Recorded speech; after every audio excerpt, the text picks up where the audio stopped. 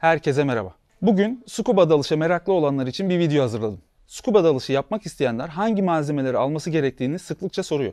Daha önce de söylediğim gibi scuba dalışı yapacaksanız kendi malzemelerinizin olması hem sağlık hem de güvenlik açısından oldukça önemli. Özellikle dalış elbisesi, denge yeleği yani BC, palet, patik, maske gibi ekipmanlar kişinin bedenine uygun olmalı. Hava kaynağımız olan regülatör ise hijyen açısından kişiye özel bir malzemedir. İşte tüm dalış malzemeleri bu çantanın içinde. Bugün göstereceklerim eşimin dalış malzemeleri. Zaten çantadan da göreceğiniz gibi She Dives yazıyor. Mares'in kadınlar için sunduğu bir model. Ama She Dives yazmayan erkek modelleri de var. Kendi çantamı neden getirmedim? Ben sanayi dalışı yaptığım için ekipmanlarımı koymak için daha büyük ebatlarda valizler kullanıyorum. Bu scuba dalış yapacaklar için orta fiyatlı ve daha kolay ulaşılabilir bir ürün. Hem de benim malzemelerime göre daha az kullanılmış oldukları için size bunları göstereceğim. Zaten çoğu ekipman kadın ve erkek için ortak. Yalnızca elbiselerde model farkı olabiliyor. Mares'in bu çantası çok konforlu bir çanta. Gördüğünüz gibi çekçekli, tekerlekli, geniş bir model. Cepleri de malzemelerinizi ayrı ayrı koymanıza olanak sağlıyor. İsterseniz buna günlük kıyafetlerinizi koyarak da seyahat edebilirsiniz. Evet, şimdi çantamızı açalım. Çantamızın yanlarında 2 adet fermuarlı cebi bulunuyor. Buraya paletlerimizi rahatlıkla yerleştirebiliyoruz. İşte paletlerimiz. Bunları şimdilik bir kenara bırakıyorum. Birazdan daha detaylıca göstereceğim. Ön kısımda 2 adet cep var. Buraya maskeler, patikler, eldivenler, bıçak gibi malzemelerinizi koyabilirsiniz. Biz maskeleri koyduk. Çantayla birlikte bir de su geçirmez kılıf veriliyor. Çantamızın içi de oldukça geniş. İçinde diğer malzemelerimiz var. Dalış elbiseleri,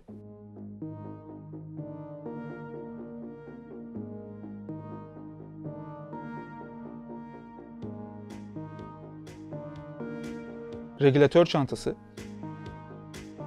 patik, aksesuar çantası, içlik, başlık, eldiven, denge yeleği yani BC, çantamızdan 4 tane farklı kalınlıkta elbise çıktı. Kadınlar erkeklere göre dalışta daha fazla üşüyebiliyorlar. O nedenle eşimin çantasında gördüğünüz gibi farklı elbiseler var. Dalış yapacağı yere göre kullanacağı elbiseyi seçebiliyor. Peki elbise seçimimizi neye göre yapıyoruz? Dalış elbiseleri farklı kalınlık, model ve marka olabilir. Buradakilerin çoğunun markası Mares. Elbiseler neopren kumaştan üretilir. Islak, yarı kuru ve kuru elbiseler vardır. Scuba dalışlarda genellikle ıslak veya yarı kuru elbiseler tercih edilir. Kuru elbiseler çok daha pahalı ürünlerdir. Genellikle sanayi dalışlarında veya oldukça soğuk dalışlarda kullanılır. Dalış elbiseniz ilk başta da söylediğim gibi bedeninize uygun olması gerekiyor. Islak elbiseler içine su alır. Eğer elbise bedeninize büyükse sürekli su devir daimi olur ve bu da sizi üşütür. Ama bedeninizde tam olan bir elbise kullanıyorsanız ki bu adeta ikinci bir deri gibi vücudunuzu sarar, o zaman içeriye giren su sürekli değişmez. Vücut ısınızla ısınır ve sizi de belli bir süre sıcak tutar. İşte bu Mares'in Second Skin modeli. 6 milim yani kalın bir elbise. Kalın elbiseleri bedeninizde tam olsa da giymek oldukça zordur. Genellikle elbiseyi ıslatır veya şampuanlar öyle giyeriz. Bunun diz kısımlarında koruyucu bir katman daha var. Tırtıklı bir dokusu var, o yüzden giymeyi çok daha zorlaştırıyor. Bu elbiseyi Ayvalık, Marmara gibi suyu soğuk olan dalış bölgelerinde tercih edebilirsiniz. Bu da yine Mares'in 3 milim bir elbisesi. Bunu daha sıcak sularda kullanabilirsiniz. Bunu giymek diğerine göre daha kolaydır. Bu da yine 3 milim bir elbise. Scuba Pro'nun bir elbisesi. Diğeriyle aynı kalınlıkta olsa da bakın bunun içinde havlumsu bir katman daha var. O yüzden diğerine göre daha fazla sıcak tutuyor. Bu da Lycra bir elbise. Bunu tropikal sularda kullanabilirsiniz. Ya da diğer elbisenizin içine içlik olarak giyebilirsiniz. Böylece neopren elbiseyi ıslatmadan veya şampuanlamadan kolayca giymenize yardımcı olur. Bu kolsuz bir içlik. Bunu da diğer elbisenizin içine alt katman olarak giyebilirsiniz. Böylece ekstra ısı koruması sağlar. Evet, şimdi de diğer malzemelerimize bakalım. 6 milim başlık. Başlık da ısı yalıtımı için bir malzeme. Soğuk suda daldığınız zaman başlık gerçekten çok yararlı oluyor. Eldivenler de aynı şekilde ısı yalıtımı için önemli. Bunlar da neopren eldiven. Piyasada farklı kalınlıkları bulunabiliyor. Diğer videolarımda görüyorsunuz, ben sıkça eldiven kullanmayı tercih ediyorum. Patikler hem ısı sağlamak hem de ayağı korumak için kullanılıyor. Ama patikleri ancak açık paletle kullanabilirsiniz. Açık palet nedir? İşte bu. Bildiğiniz burundan parmaklarınız çıkan, topukları kapalı olan kapalı palettir. Bunlar ise açık palet. Arkasındaki kayışlar ve toka paleti ayağınıza uygun bir şekilde tutturmanıza yarıyor. Ama yine de paletinizin ayak numaranıza uygun olması lazım. Maskelerimiz, 2 tane maskemiz var. Maskeyi genellikle yedekli taşırız. Suyun altında maskesiz görmek neredeyse imkansızdır. O nedenle maskemize bir şey olmasına karşın yedek maskemizi yanımızda bulunduruyoruz. Bunun da farklı modelleri olabilir. Bakın bu panoramik görüntü sağlayan, yan tarafları da camlı bir maske. Bunun ise yanları kapalı. Maske seçimini daha önceki videomda anlatmıştım. Maskenin yüzünüze uygun olması gerekir. Bunu da kolayca test ediyoruz. Maskemizi takalım, burundan bir nefes alıp kafamızı yere çevirelim. Maske yüzümüzde rahatça duruyorsa bize uygun olduğunu anlıyoruz. Regülatör. Dalış tüpündeki yüksek basınçlı havayı soluyabilmemiz için regülatör kullanıyoruz. Regülatör, dalış tüpündeki yüksek basınçlı havayı ortam basıncına indirir. Regülatörler tüpe bağlanan vanalarına göre DIN ve INT olarak ikiye ayrılıyorlar. Bu DIN vanaya sahip bir regülatör. DIN ve INT vananın farkını başka videomda anlatmıştım. Regülatörler tüpe bağlanan kısım yani birinci kademe, solunum yaptığımız kısım yani ikinci kademe ve ikisi arasında yer alan hortumlardan oluşur. Bunların bir tanesini dalışta solumak için kullanıyoruz. Ahtapot adı verilen ikincisi ise yedek olarak kullanılıyor. Dalış eşimizin havası biterse yedek hava kaynağımız ahtapot ile ona hava sağlayabiliriz. Üçüncü hortum denge yeleğimize bağlanıyor.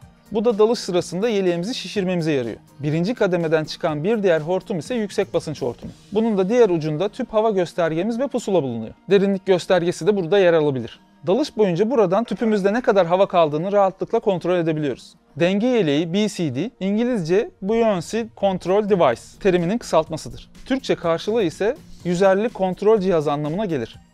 Genellikle BC olarak kullanılır. Yine İngilizce bir terim olan Buoyancy Compensator'ın kısaltmasıdır. Bunun Türkçe karşılığı da denge yeleğidir.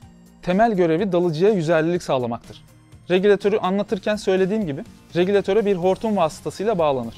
Bu hortum tüpteki havanın BC'ye doldurulmasını sağlar. Yüzeydeyken BC'yi fazlaca doldurup yüzeyde efor sarf etmeden kalabiliriz. Dalış sırasında ise havayı boşaltıp gerektiğinde tekrar doldurup istediğimiz derinlikte sabit kalırız. BC'mizin üzerinde de bir düdük bulunuyor. Bu da dalış sırasında yüzeydeyken işaret verebilmek için. Dalış ekipmanlarını alırken tavsiye edilen bir sıralama vardır. Eğer ilk kez dalış yapacaksanız genellikle dalış merkezine ait ekipmanlar kullanılır ve dalış merkezi size bir deneme dalışı yaptırır. Eğer ben dalışı sevdim, bundan sonra dalış yapacağım diyorsanız ilk almanız gerekenler dalışın ABC donanımı diye adlandırılan maske, palet ve şnorkeldir. Dalışta açık palet kullanıldığı için paletle birlikte patik de alınmalı. Bir süre eğitim alıp denizde nötr yüzerliliği sağlayabildiğiniz zaman, yani suyun altında istediğiniz seviyede hareketsiz kalmayı başarabildiğiniz zaman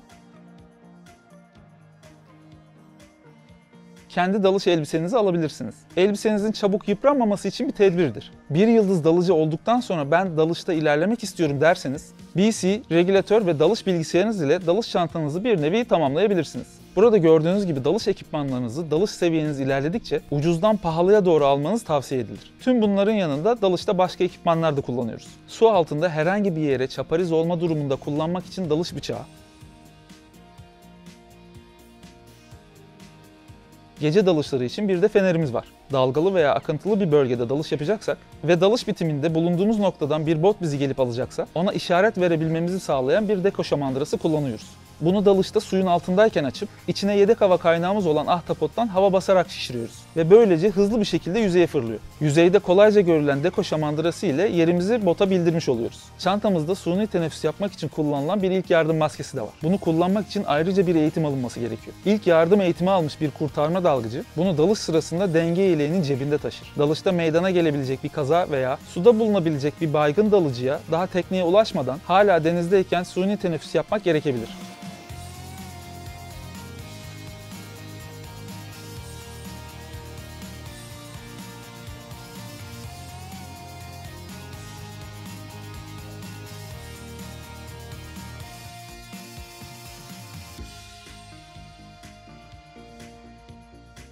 Böyle bir duruma hazırlıklı olmak için bir kurtarma dalgıcı maskeyi mutlaka yanında bulundurur. Şu an bizim çantamızda olmayan, diğer dalıcılara işaret verebilmek için su altı kornası, gece kendini görünür kılabilmek için çakar gibi başka malzemeler de var.